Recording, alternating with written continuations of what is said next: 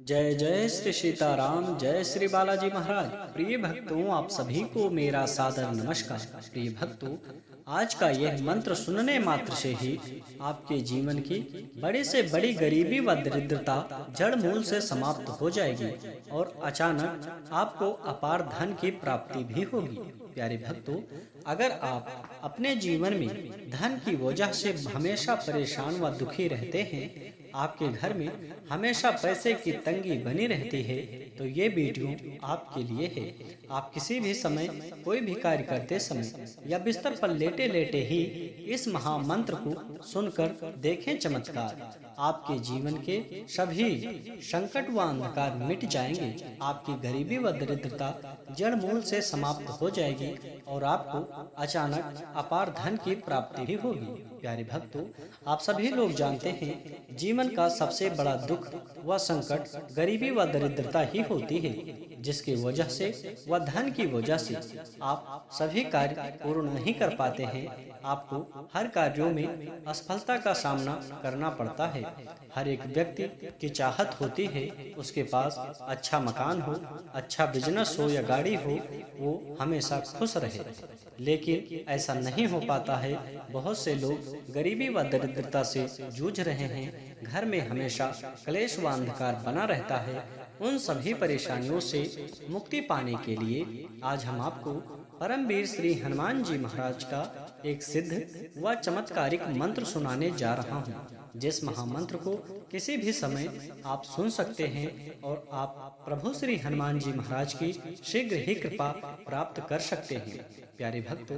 अगर आपको प्रभु श्री हनुमान जी महाराज पर पूरा भरोसा है तो आइए बिना देर किए इस महाशक्तिशाली व सिद्ध मंत्र को सुने। इससे पहले आप सभी भक्तों से छोटा सा निवेदन है, अगर आप चैनल पर नए हैं तो चैनल को सब्सक्राइब करके कमेंट में जय श्री राम, जय बजरंगबली महाराज लिखकर आप अपनी हाजिरी जरूर लगा दें। प्यारे भक्तों, यह सिद्ध व चमत्कारिक मंत्र है। श्री राम दूतम महावीरम महाशक्त महत्करम महाकष्ट विनाशाय सस्मराम कपीश्वरम। श्री राम दूतम महावीरम महाशक्त महत्करम महाकष्ट विनाशाय सस्मराम कपीश्वरम। श्री राम दूतम महावीरम महाशक्त महत्करम महाकष्ट विनाशाय सस्मराम कपीश्वरम। श्री राम दूतम महावीरम महाशक्त महत्करम महाकष्ट विनाशाय सस्मराम कपीश्वरम। श्री राम दूतम महावीरम महाशक्त महत्करम महाकष्ट विनाशाय सस्मराम कपीश्वरम। श्री राम दूतम महावीरम महाशक्त महत्करम महाकष्ट विनाशाय सस्मराम कपीश्वरम। श्री राम दूतम महावीरम महाशक्त महत्करम महाकष्ट विनाशाय सस्मराम कपीश्वरम। श्री राम दूतम महावीरम महाशक्त महत्करम महाकष्ट विनाशाय सस्मराम कपीश्वरम।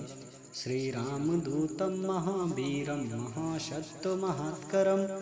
महाकष्ट विनाशाय सस्मराम कपीश्वरम। श्री राम दूतम महावीरम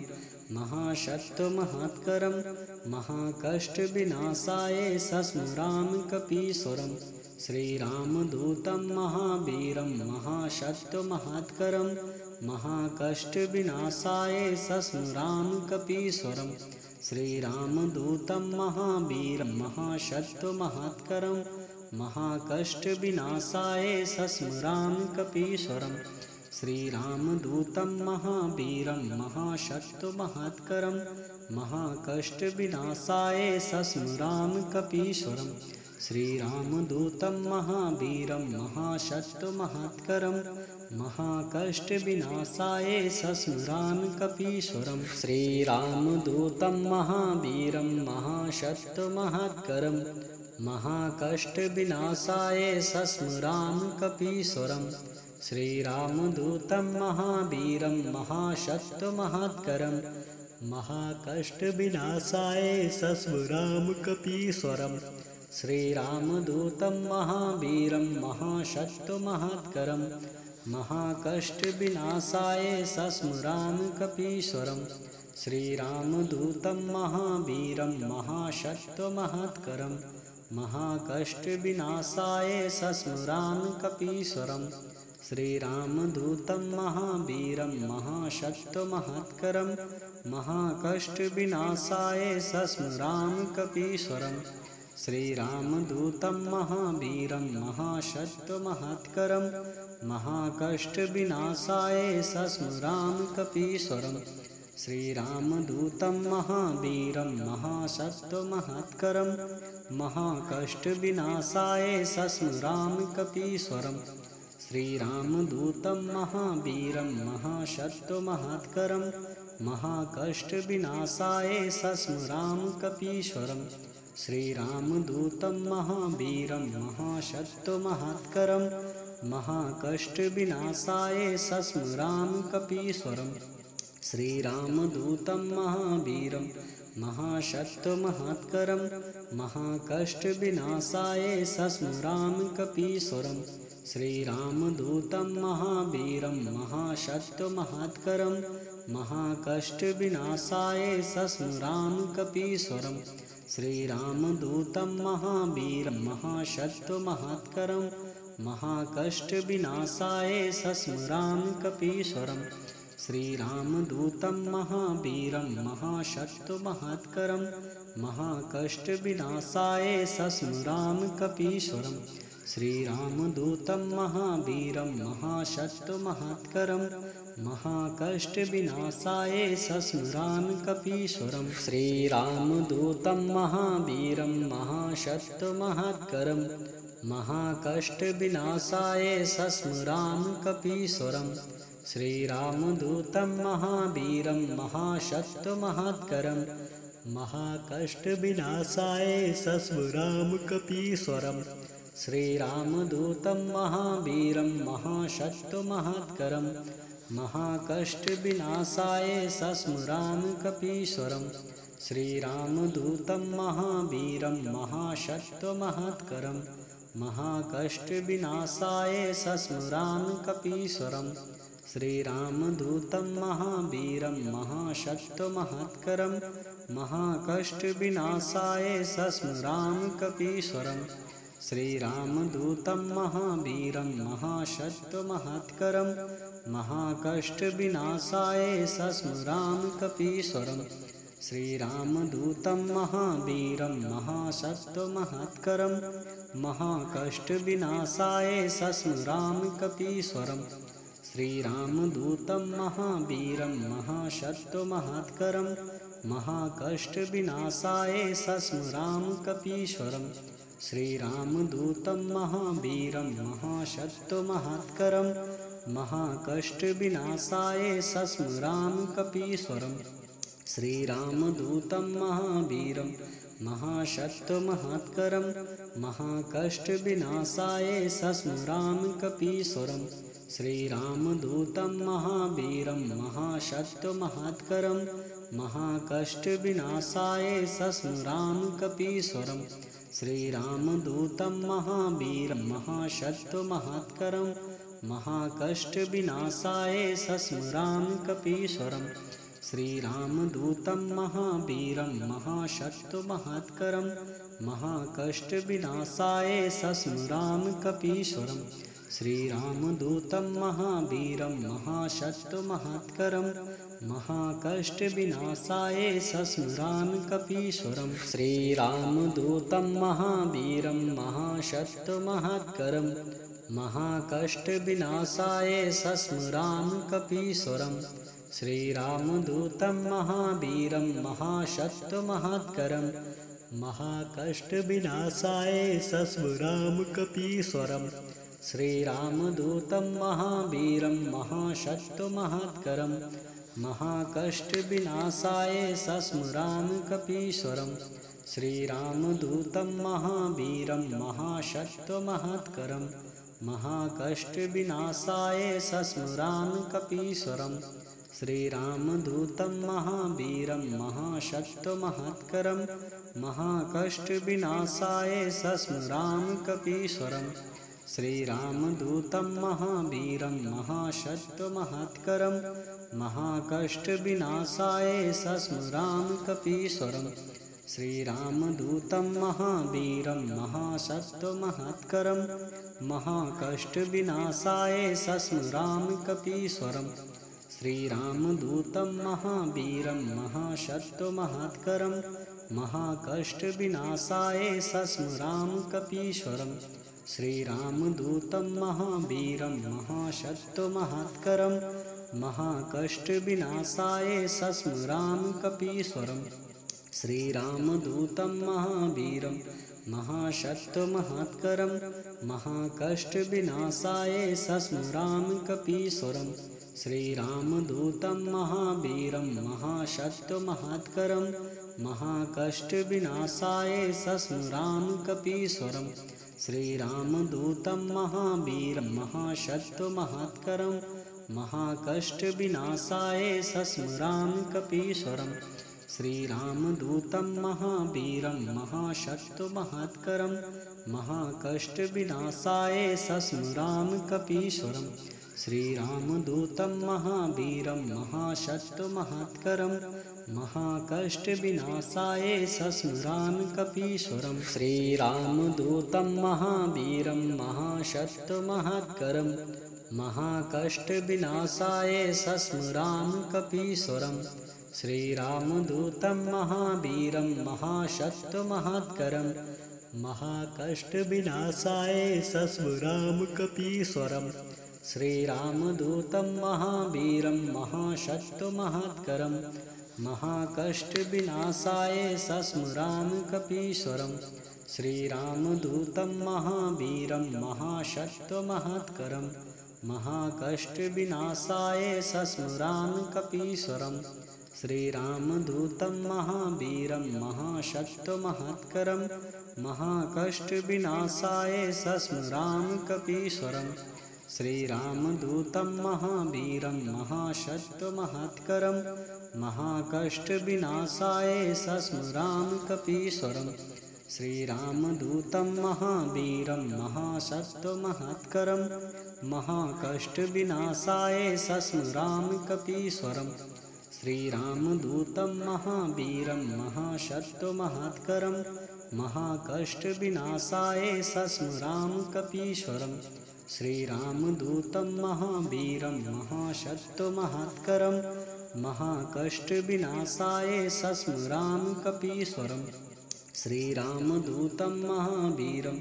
महासत्त्वमहत्करं महाकष्टविनाशाय सस्मरामि कपीश्वरम् श्रीरामदूतं महावीरं महासत्त्वमहत्करं महाकष्टविनाशाय सस्मरामि कपीश्वरम् श्रीरामदूतं महावीरं महासत्त्वमहत्करं महाकष्टविनाशाय सस्मरामि कपीश्वरम् श्रीरामदूतं महावीरं महासत्त्वमहत्करं महाकष्टविनाशाय सस्मरामि कपीश्वरम् श्रीरामदूतं महावीरं महासत्त्वमहत्करं महाकष्टविनाशाय सस्मरामि कपीश्वरम् श्रीरामदूतं महावीरं महासत्त्वमहत्करं महाकष्टविनाशाय सस्मरामि कपीश्वरम् श्रीरामदूतं महावीरं महासत्त्वमहत्करं महाकष्टविनाशाय सस्मरामि कपीश्वरम् श्रीरामदूतं महावीरं महासत्त्वमहत्करं महाकष्टविनाशाय सस्मरामि कपीश्वरम् श्रीरामदूतं महावीरं महासत्त्वमहत्करं महाकष्टविनाशाय सस्मरामि कपीश्वरम् श्रीरामदूतं महावीरं महासत्त्वमहत्करं महाकष्टविनाशाय सस्मरामि कपीश्वरम् श्रीरामदूतं महावीरं महासत्त्वमहत्करं महाकष्टविनाशाय सस्मरामि कपीश्वरम् श्रीरामदूतं महावीरं महासत्त्वमहत्करं महाकष्टविनाशाय सस्मरामि कपीश्वरम् श्रीरामदूतं महावीरं महासत्त्वमहत्करं महाकष्टविनाशाय सस्मराम कपीश्वरं श्रीरामदूतं महावीरं महासत्त्वमहत्करं महाकष्टविनाशाय सस्मराम कपीश्वरं श्रीरामदूतं महावीरं महासत्त्वमहत्करं महाकष्टविनाशाय सस्मराम कपीश्वरं श्रीरामदूतं महावीरं महासत्त्वमहत्करं महाकष्टविनाशाय सस्मराम कपीश्वरं श्रीरामदूतं महावीरं महासत्त्वमहत्करं महाकष्टविनाशाय सस्मराम कपीश्वरं श्रीरामदूतं महावीरं महासत्त्वमहत्करं महाकष्टविनाशाय सस्मराम कपीश्वरं श्रीरामदूतं महावीरं महासत्त्वमहत्करं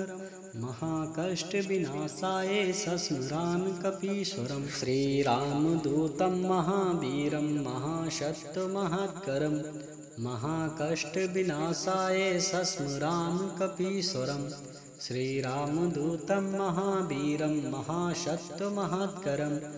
महाकष्टविनाशाय सस्मराम कपीश्वरं श्रीरामदूतं महावीरं महासत्त्वमहत्करं महाकष्टविनाशाय सस्मराम कपीश्वरं श्रीरामदूतं महावीरं महासत्त्वमहत्करं महाकष्टविनाशाय सस्मराम कपीश्वरं श्रीरामदूतं महावीरं महासत्त्वमहत्करं महाकष्टविनाशाय सस्मराम कपीश्वरं श्रीरामदूतं महावीरं महासत्त्वमहत्करं महाकष्टविनाशाय सस्मराम कपीश्वरं श्रीरामदूतं महावीरं महासत्त्वमहत्करं महाकष्टविनाशाय सस्मराम कपीश्वरं श्रीरामदूतं महावीरं महासत्त्वमहत्करं महाकष्टविनाशाय सस्मराम कपीश्वरं श्रीरामदूतं महावीरं महासत्त्वमहत्करं महाकष्टविनाशाय सस्मराम कपीश्वरं श्रीरामदूतं महावीरं महासत्त्वमहत्करं महाकष्टविनाशाय सस्मराम कपीश्वरं श्रीरामदूतं महावीरं महासत्त्वमहत्करं महाकष्टविनाशाय सस्मराम कपीश्वरं श्रीरामदूतं महावीरं महासत्त्वमहत्करं महाकष्टविनाशाय सस्मराम कपीश्वरं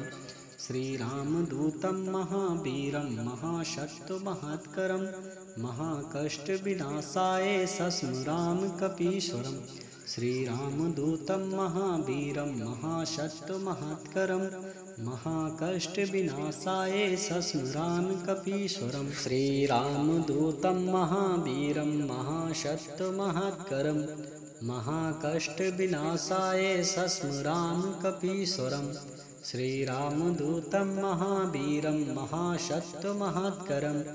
महाकष्टविनाशाय सस्मराम कपीश्वरं श्रीरामदूतं महावीरं महासत्त्वमहत्करं महाकष्टविनाशाय सस्मराम कपीश्वरं श्रीरामदूतं महावीरं महासत्त्वमहत्करं महाकष्टविनाशाय सस्मराम कपीश्वरं श्रीरामदूतं महावीरं महासत्त्वमहत्करं महाकष्टविनाशाय सस्मराम कपीश्वरं श्रीरामदूतं महावीरं महासत्त्वमहत्करं महाकष्टविनाशाय सस्मराम कपीश्वरं श्रीरामदूतं महावीरं महासत्त्वमहत्करं महाकष्टविनाशाय सस्मराम कपीश्वरं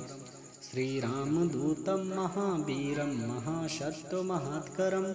महाकष्टविनाशाय सस्मराम कपीश्वरं श्रीरामदूतं महावीरं महासत्त्वमहत्करं महाकष्टविनाशाय सस्मराम कपीश्वरं श्रीरामदूतं महावीरं महासत्त्वमहत्करं महाकष्टविनाशाय सस्मराम कपीश्वरं श्रीरामदूतं महावीरं महाशक्तिमहत्करं महाकष्टविनाशाय सस्मरामि कपीश्वरम्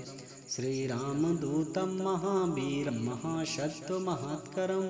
महाकष्टविनाशाय सस्मरामि कपीश्वरम् श्रीरामदूतं महावीरं महाशक्तिमहत्करं महाकष्टविनाशाय सस्मरामि कपीश्वरम् श्रीरामदूतं महावीरं महाशक्तिमहत्करं महाकष्टविनाशाय सस्मरामि कपीश्वरम् श्रीरामदूतं महावीरं महाशक्तिमहत्करं महाकष्टविनाशाय सस्मरामि कपीश्वरम् श्रीरामदूतं महावीरं महाशक्तिमहत्करं महाकष्टविनाशाय सस्मरामि कपीश्वरम् श्रीरामदूतं महावीरं महाशक्तिमहत्करं महाकष्टविनाशाय सस्मरामि कपीश्वरम् श्रीरामदूतं महावीरं महाशक्तिमहत्करं महाकष्टविनाशाय सस्मरामि कपीश्वरम् श्रीरामदूतं महावीरं महाशक्तिमहत्करं महाकष्टविनाशाय सस्मरामि कपीश्वरम् श्रीरामदूतं महावीरं महाशक्तिमहत्करं महाकष्टविनाशाय सस्मरामि कपीश्वरम् श्रीरामदूतं महावीरं महाशक्तिमहत्करं महाकष्टविनाशाय सस्मरामि कपीश्वरम् श्रीरामदूतं महावीरं महाशक्तिमहत्करं महाकष्टविनाशाय सस्मरामि कपीश्वरम् श्रीरामदूतं महावीरं महाशक्तिमहत्करं महाकष्टविनाशाय सस्मरामि कपीश्वरम् श्रीरामदूतं महावीरं महाशक्तिमहत्करं महाकष्टविनाशाय सस्मरामि कपीश्वरम् श्रीरामदूतं महावीरं महाशक्तिमहत्करं महाकष्टविनाशाय सस्मरामि कपीश्वरम् श्रीरामदूतं महावीरं महाशक्तिमहत्करं महाकष्टविनाशाय सस्मरामि कपीश्वरम् श्रीरामदूतं महावीरं महाशक्तिमहत्करं महाकष्टविनाशाय सस्मरामि कपीश्वरम् श्रीरामदूतं महावीरं महाशक्तिमहत्करं महाकष्टविनाशाय सस्मरामि कपीश्वरम् श्रीरामदूतं महावीरं महाशक्तिमहत्करं महाकष्टविनाशाय सस्मरामि कपीश्वरम् श्रीरामदूतं महावीरं महाशक्तिमहत्करं महाकष्टविनाशाय सस्मरामि कपीश्वरम् श्रीरामदूतं महावीरं महाशक्तिमहत्करं महाकष्टविनाशाय सस्मरामि कपीश्वरम् श्रीरामदूतं महावीरं महाशक्तिमहत्करं महाकष्टविनाशाय सस्मरामि कपीश्वरम् श्रीरामदूतं महावीरं महाशक्तिमहत्करं महाकष्टविनाशाय सस्मरामि कपीश्वरम् श्रीरामदूतं महावीरं महाशक्तिमहत्करं महाकष्टविनाशाय सस्मरामि कपीश्वरम् श्रीरामदूतं महावीरं महाशक्तिमहत्करं महाकष्टविनाशाय सस्मरामि कपीश्वरम् श्रीरामदूतं महावीरं महाशक्तिमहत्करं महाकष्टविनाशाय सस्मरामि कपीश्वरम् श्रीरामदूतं महावीरं महाशक्तिमहत्करं महाकष्टविनाशाय सस्मरामि कपीश्वरम् श्रीरामदूतं महावीरं महाशक्तिमहत्करं महाकष्टविनाशाय सस्मरामि कपीश्वरम् श्रीरामदूतं महावीरं महाशक्तिमहत्करं महाकष्टविनाशाय सस्मरामि कपीश्वरम् श्रीरामदूतं महावीरं महाशक्तिमहत्करं महाकष्टविनाशाय सस्मरामि कपीश्वरम् श्रीरामदूतं महावीरं महाशक्तिमहत्करं महाकष्टविनाशाय सस्मराम कपीश्वरम् श्रीरामदूतं महावीरं महासत्त्वमहत्करं महाकष्टविनाशाय सस्मरामि कपीश्वरं श्रीरामदूतं महावीरं महासत्त्वमहत्करं महाकष्टविनाशाय सस्मरामि कपीश्वरं श्रीरामदूतं महावीरं महासत्त्वमहत्करं महाकष्टविनाशाय सस्मरामि कपीश्वरं श्रीरामदूतं महावीरं महासत्त्वमहत्करं महाकष्टविनाशाय सस्मरामि कपीश्वरं श्रीरामदूतं महावीरं महासत्त्वमहत्करं महाकष्टविनाशाय सस्मरामि कपीश्वरं श्रीरामदूतं महावीरं महासत्त्वमहत्करं महाकष्टविनाशाय सस्मरामि कपीश्वरं श्रीरामदूतं महावीरं महासत्त्वमहत्करं महाकष्टविनाशाय सस्मरामि कपीश्वरं श्रीरामदूतं महावीरं महासत्त्वमहत्करं महाकष्टविनाशाय सस्मरामि कपीश्वरं श्रीरामदूतं महावीरं महासत्त्वमहत्करं महाकष्टविनाशाय सस्मरामि कपीश्वरं श्रीरामदूतं महावीरं महासत्त्वमहत्करं महाकष्टविनाशाय सस्मरामि कपीश्वरं श्रीरामदूतं महावीरं महासत्त्वमहत्करं महाकष्टविनाशाय सस्मरामि कपीश्वरं श्रीरामदूतं महावीरं महासत्त्वमहत्करं महाकष्टविनाशाय सस्मरामि कपीश्वरं श्रीरामदूतं महावीरं महासत्त्वमहत्करं महाकष्टविनाशाय सस्मरामि कपीश्वरं श्रीरामदूतं महावीरं महासत्त्वमहत्करं महाकष्टविनाशाय सस्मरामि कपीश्वरं श्रीरामदूतं महावीरं महासत्त्वमहत्करं महाकष्टविनाशाय सस्मरामि कपीश्वरं श्रीरामदूतं महावीरं महासत्त्वमहत्करं महाकष्टविनाशाय सस्मरामि कपीश्वरं श्रीरामदूतं महावीरं महासत्त्वमहत्करं महाकष्टविनाशाय सस्मरामि कपीश्वरं श्रीरामदूतं महावीरं महासत्त्वमहत्करं महाकष्टविनाशाय सस्मरामि कपीश्वरं श्रीरामदूतं महावीरं महासत्त्वमहत्करं महाकष्टविनाशाय सस्मरामि कपीश्वरं श्रीरामदूतं महावीरं महासत्त्वमहत्करं महाकष्टविनाशाय सस्मरामि कपीश्वरं श्रीरामदूतं महावीरं महासत्त्वमहत्करं महाकष्टविनाशाय सस्मरामि कपीश्वरं श्रीरामदूतं महावीरं महासत्त्वमहत्करं महाकष्टविनाशाय सस्मरामि कपीश्वरं श्रीरामदूतं महावीरं महासत्त्वमहत्करं महाकष्टविनाशाय सस्मरामि कपीश्वरं श्रीरामदूतं महावीरं महासत्त्वमहत्करं महाकष्टविनाशाय सस्मरामि कपीश्वरं श्रीरामदूतं महावीरं महासत्त्वमहत्करं महाकष्टविनाशाय सस्मरामि कपीश्वरं श्रीरामदूतं महावीरं महासत्त्वमहत्करं महाकष्टविनाशाय सस्मरामि कपीश्वरं श्रीरामदूतं महावीरं महासत्त्वमहत्करं महाकष्टविनाशाय सस्मरामि कपीश्वरं श्रीरामदूतं महावीरं महासत्त्वमहत्करं